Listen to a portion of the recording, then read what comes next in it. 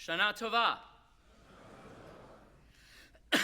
There is a question that I have wrestled with about the story of this morning's Torah reading for about 40 years. And I've taught classes, I talk about it with conversion students, I've preached more than one sermon about it, and for a while I thought I had an answer to this question, and it was a useful answer, but I realized that it is descriptive, but it is not actually explanatory. It describes a phenomenon that exists, but it doesn't explain why. And it doesn't tell us what to do about it, and it doesn't tell us how we can perhaps move in our own spiritual world learning from that lesson.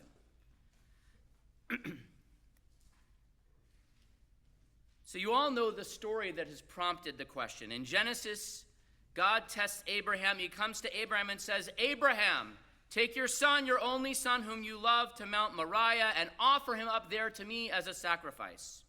Abraham sets off with a sense of alacrity. He climbs the mountain on the third day, and he ties him up on the altar. He is about to bring the knife down to slaughter his son, and the angel of God cries out, "Abraham, Abraham," and stops him.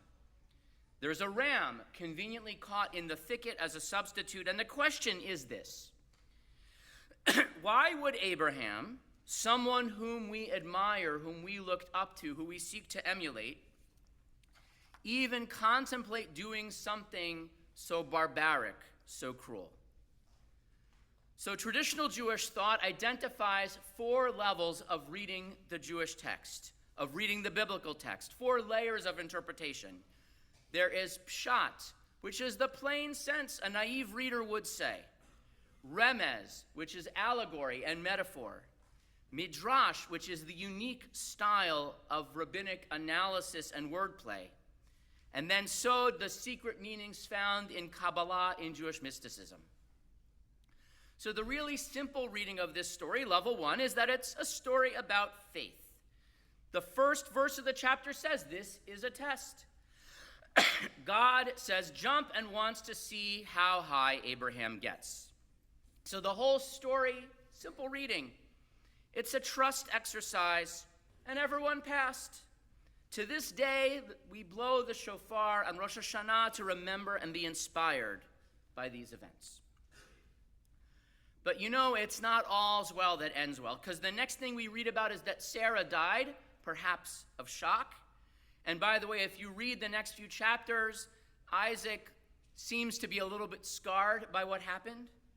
I can imagine the second day Rosh Hashanah lunch. "Hey, how was the trip with your dad?"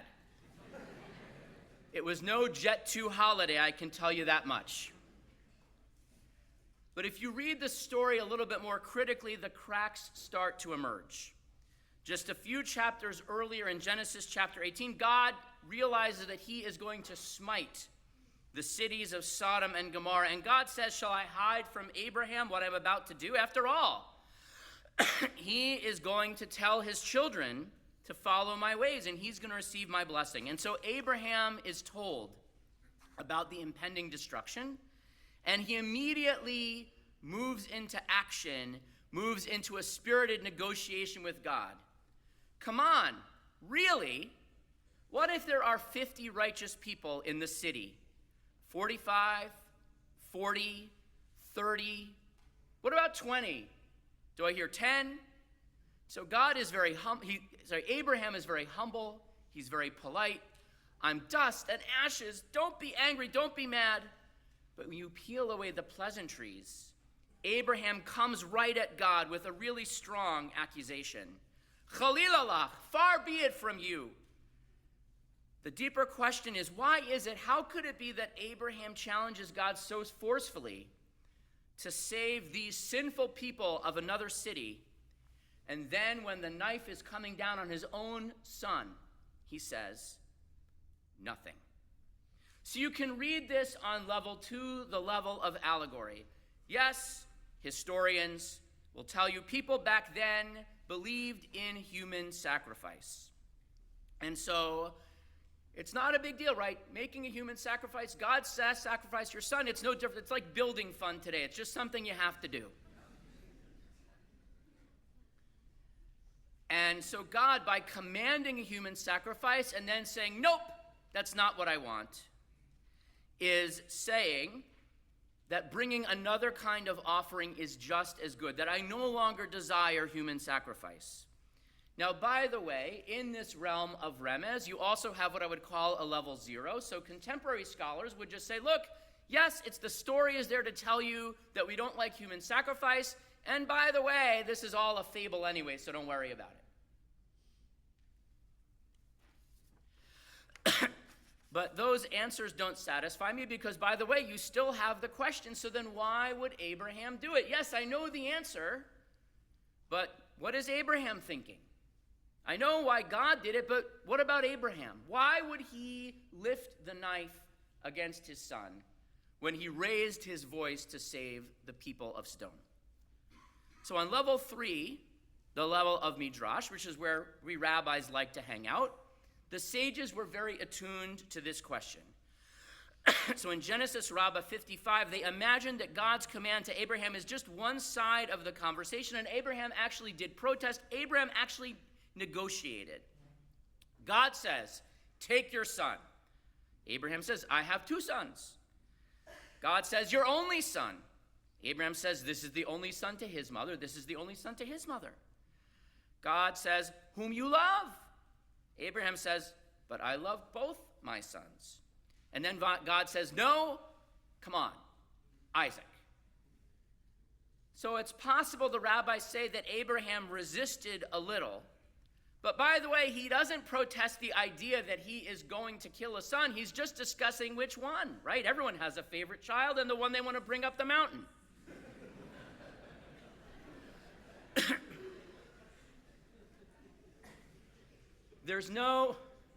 The discussion's going on in different corners of the room now.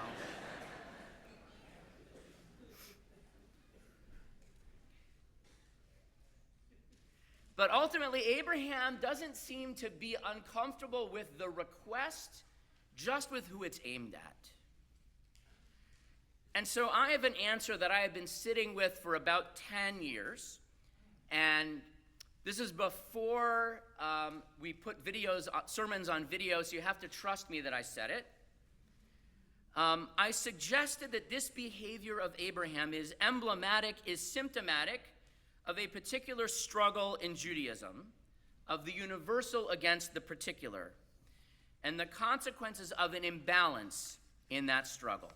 And so as my test case, I took presidential candidate Bernie Sanders, who spent Yom Kippur giving a campaign speech, and there has been a trend for generations, particularly in American Jewry, of Jews who embrace a certain kind of universalism, arguing that for every other group, every cause, whether worthwhile or not, we must campaign because it falls under the banner of Tikkun Olam. And so if there is a chance to speak out for the people of Sodom, they are there. The problem is that when their own are being sacrificed, they have nothing to say. Now, by the way, Tikkun Olam is a real thing. The sages in the Mishnah use it as a reason for certain laws. Legally, there are things that you should be allowed to do, but the rabbis say because of Tikkun Olam, we don't allow that. You find it in our liturgy today. In the Aleinu, we say, Latakein Olam b'malchut Shaddai, to perfect the world in God's kingdom. And in many circles, Tikkun Olam has become shorthand for anything involved in social action or social justice. And in some corners of the Jewish world, it has become actually a substitute. It has become even its own religion. It is a substitute for observance, Jewish study, caring for Jews, anything that is uniquely Jewish. And so I wrestled with this in 2016, and I still do, when I look at how different Jewish groups approach Israel. So there are those who love Israel, but if I can use my language from yesterday, have complaints. And by the way, a fair number of those complaints are valid. But sometimes those complaints can veer into criticism. And so the challenge I have is when those complaints are one-sided. It is one thing to say, I see pictures of Palestinians starving, send more trucks into Gaza. But if you're going to say that, you also have to talk about Hamas hijacking those trucks full of baby food and selling them. If you are going to complain about the Israeli government being able to potentially do more to free the hostages, fair. But by the way, remember who is holding the hostages and could release them at any moment. And by the way, if you want to complain about Jewish extremists, right, in every nation there are those who say and believe despicable things. But by the way, if you're going to criticize them, keep note that there are plenty of people shooting at buses and planning and shooting rockets at us under the banner of religion.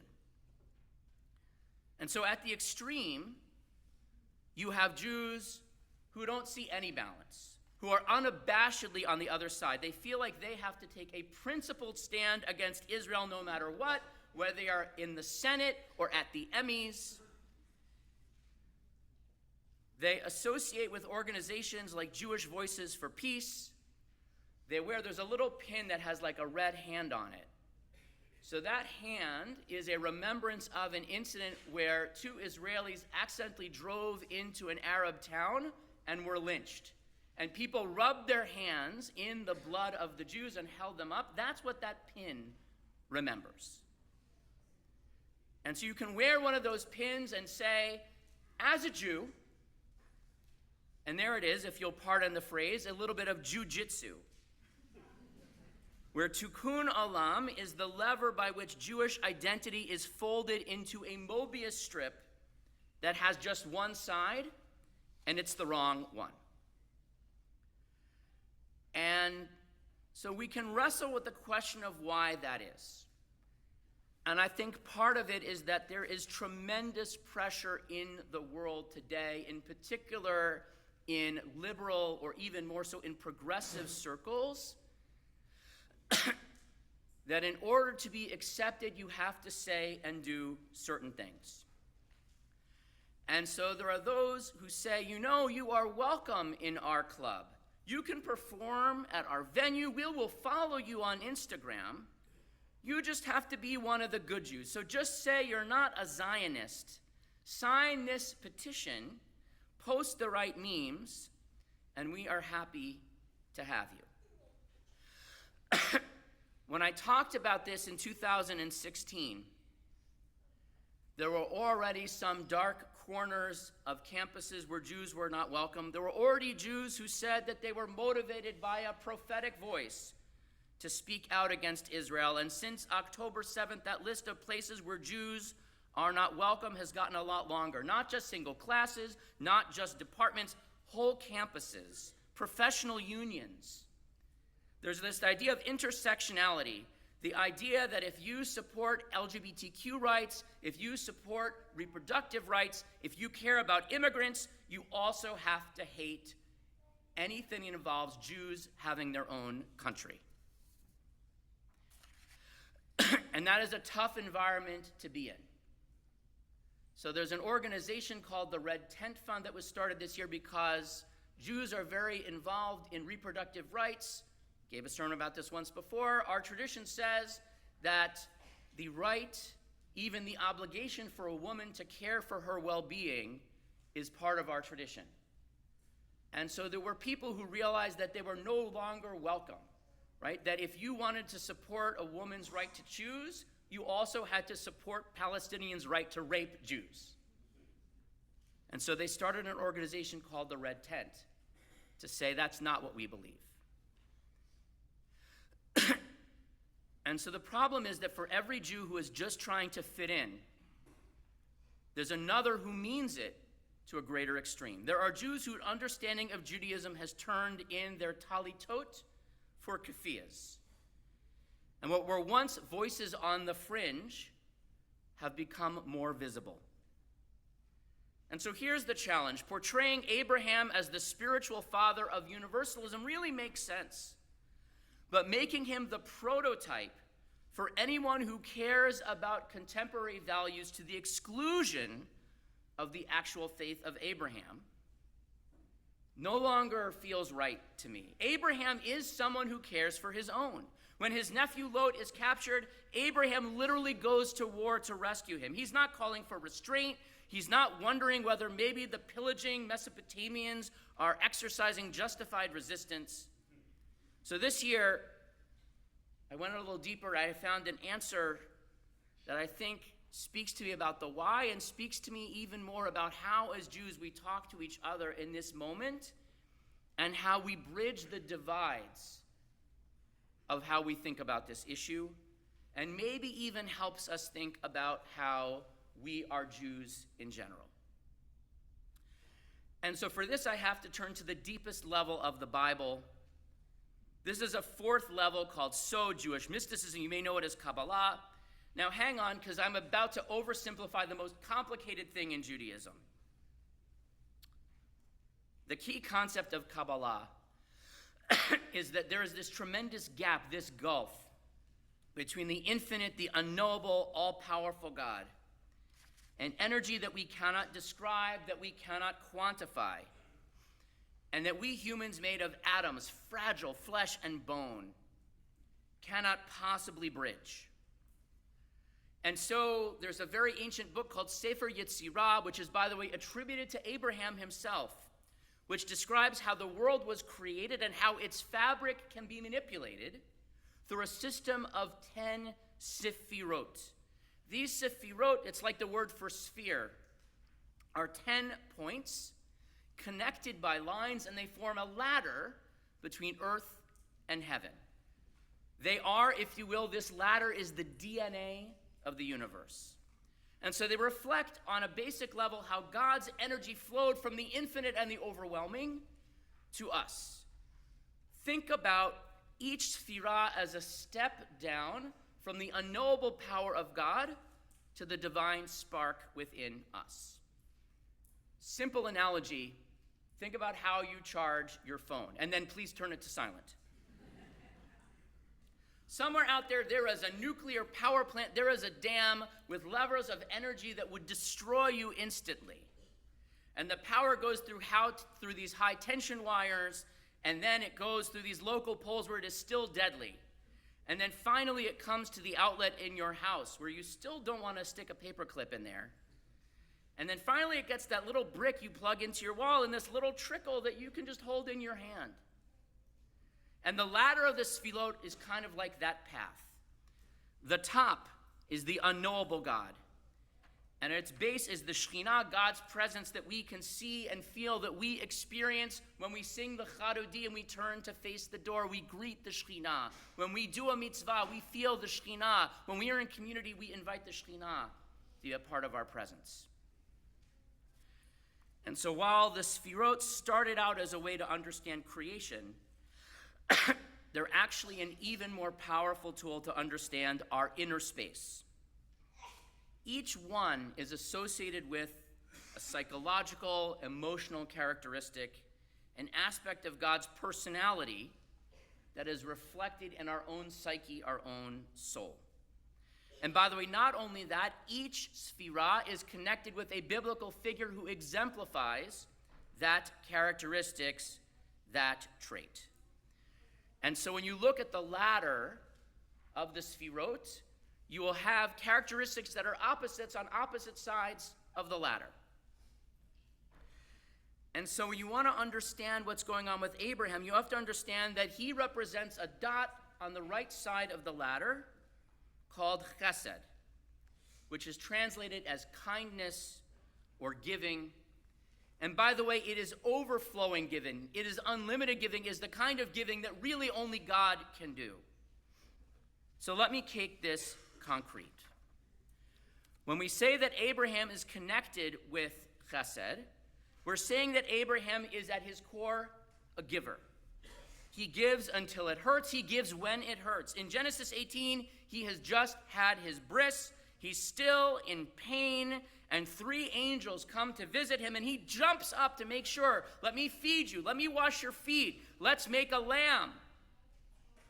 And then in Genesis 14, his nephew Lot was captured, and he hires mercenary. He hires, the Aleph team, I guess, right? To go save the people of the entire city. And the king of Sodom offers him a reward, and he refuses to take even a shoelace. Abraham is a traveler. Abraham goes to Canaan, to Egypt, to the land of the Philistines. He is an extrovert. He recruits, he converts people wherever he goes. Abraham is about engaging with others. And so in the world of Kabbalah, the contradiction of Abraham is actually a unity. Because arguing for the sinners of Sodom and the story of the binding of Isaac are actually not 2 sides of the same coin, but the same coin. Because they are both examples of giving without boundaries. They are both examples of giving without thought to self. Those people are there in danger. Take the risk of arguing against God to save them. God wants a son, here you go. Take my son, please. In the realm of chesed, this contradiction that has troubled me for years is actually 2 experiences of the same psychological, mystical, spiritual reality. And so here is how this makes sense to me. Kabbalah wrestles with essential philosophical questions. You look at the world, you perceive evil and wrong and injustice. But if everything comes from God, who is the ultimate good, how could there even be evil? One answer is that God's essence comes through these sphirot, these channels. But if that energy is out of balance, if there is too much or too little, we experience the bad. Biological parallel. Part of being alive is that our cells divide and grow and die. If cells never grow and renew, if they only die, then life ends. If cells never die but only grow and divide, then that is cancer, God forbid, and life ends. And so you need both in the right measure. And so chesed is good.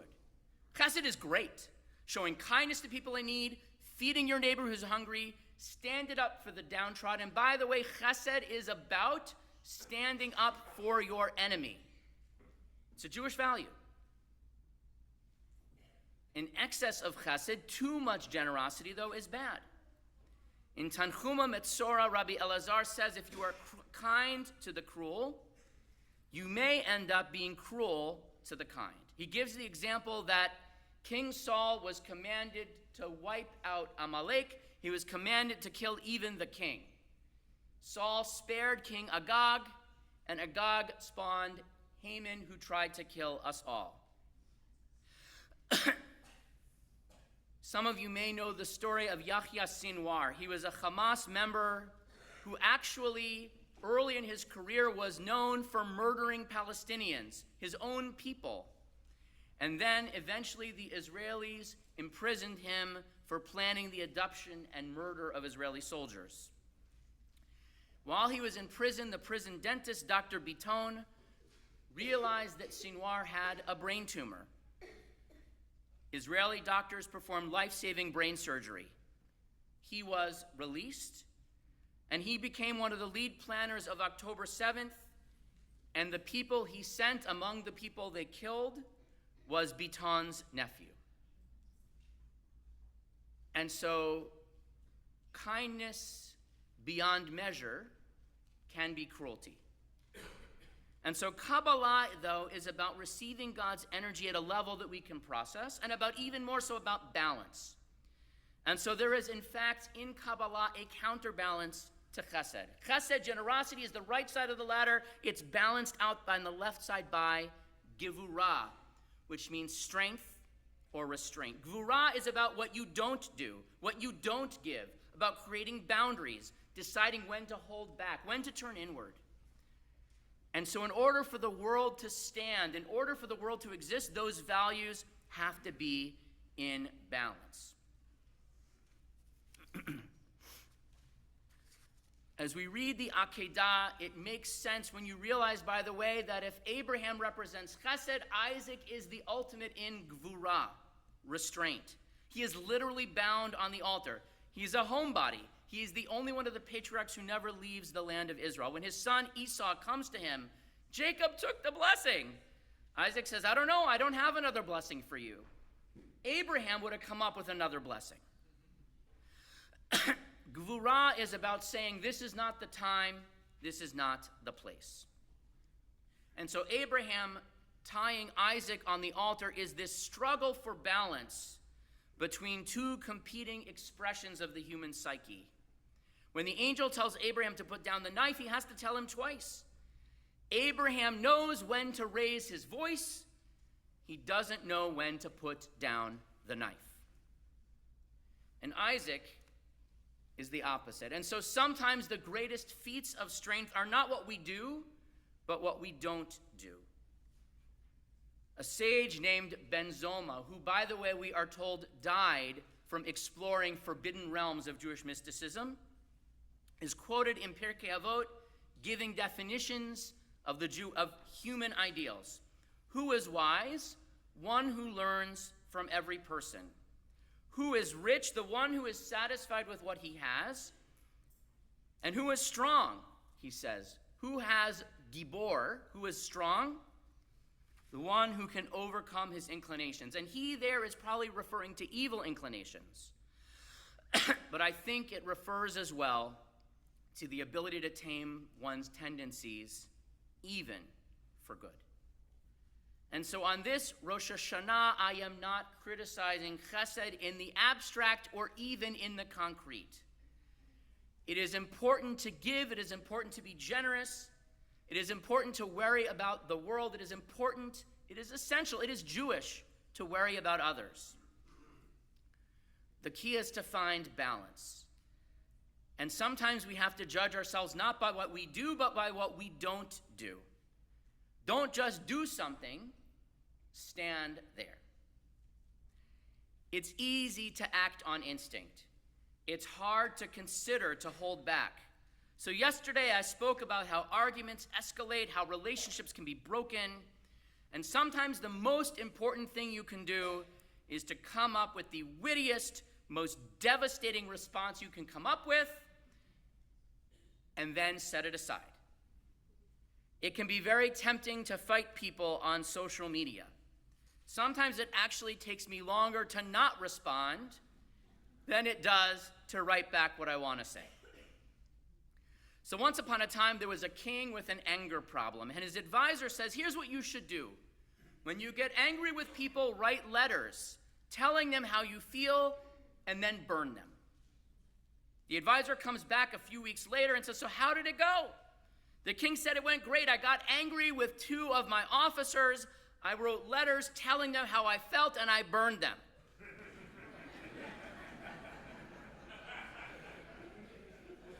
And for those of you who didn't get it, and what do I do with the letters?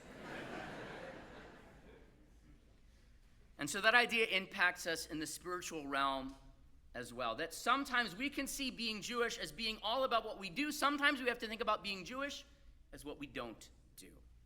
Take Shabbat. Many of us, right, if you're a person who's in synagogue on second day Rosh Hashanah, you're already in the in crowd. Right? Many of us have things that we do on Shabbat, the chesed side. We make kiddush, we drink the wine, we bless the challah.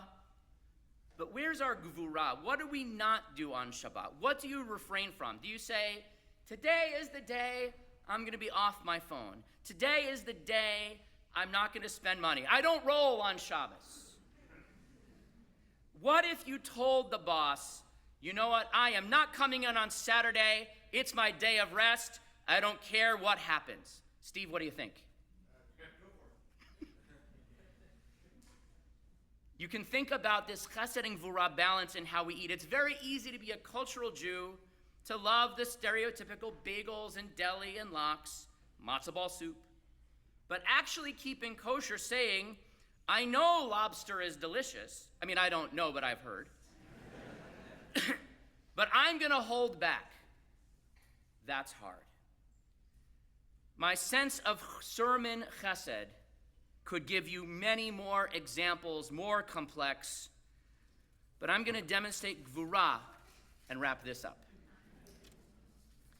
So I started by asking a question: how could Abraham put himself out there for the people of Sodom and give away his son, whom he loved? And the answer is, being a giver, being an archetype for chesed, means giving to whomever and whenever. Isaac is the counterbalance. But Isaac by himself, pure passivity doesn't work either. Saying, I'm just going to lay here on this altar. I don't have to pick. I'm giving the only blessing to whoever brings me dinner first. Gvura is in some sense selfishness looking inward, saying, I only care about Jews, nobody else matters to me. The sages note that Abraham and Isaac both have children who are lost to the Jewish people. Yishmael and Esau certainly become great, but they do not share our legacy. There is no tribe of Yishmael on the windows in our Beit Midrash. There's no tribe of Esau. Their fathers have this imbalance, and it is carried out in their sons. And so we look at those today who might be lost to the Jewish people because they have made tikkun olam into an idol. They've overdosed on chesed. But by the way, it's possible to go in the other direction, to say the world is not my problem. I only care about Jews. What happens to anyone else doesn't matter. That's too much gvura, and there is a risk that they too can get lost in a different way. So in Kabbalah, when you have two sfirot that are on opposite sides of the ladder that are at war, sometimes there is a sphira underneath them that is the joining, the synthesis, the balance. And in this case, there is that sphira. It's called Tiferet, that represents Jacob. Jacob sits below Abraham and Isaac on the ladder. And his sphira, Tiferet, represents the balance, the beauty of understanding the need to do, the need to speak, and the need to be silent. And by the way, he has 13 children, and they do some terrible things. But somehow they all stay Jewish because they are blessed with the inheritance of that balance.